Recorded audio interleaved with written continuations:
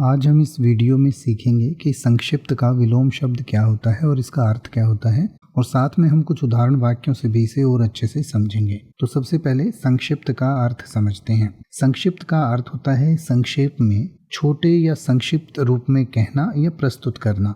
यानी कि मान लीजिए कोई 5 पेज की रिपोर्ट है और उसको आप 1 पेज में बताने की कोशिश करते हैं उसके छोटे रूप में, तो उसको संक्षिप्त रूप उसका कहा जाता है। तो संक्षिप्त मतलब छोटा।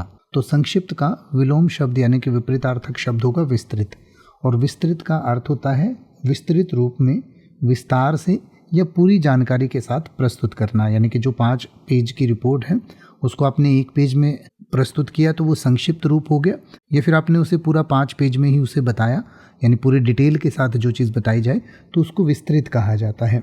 तो आइए अब हम संक्षिप्त और विस्तृत को कुछ उदाहरण वाक्यों से समझें। जैसे कि आप ये कह सकते हैं कि उसके संक्षिप्त उत्तर से बात पूरी तरह स्पष्ट नहीं हुई, या फिर आप कह सकते हैं कि उसके विस्तृत उत्तर ने सारी बातों को स्पष्ट कर दिया, या फिर आप कह सकते हैं कि उसका भाषण बहुत संक्षिप्त था और कई महत्वपूर्ण बातें छूट गई, या फिर आप कह सकते हैं कि उसका भाषण विस्तृत था और सभी महत्वपूर्ण बिंदुओं को शामिल किया गया था।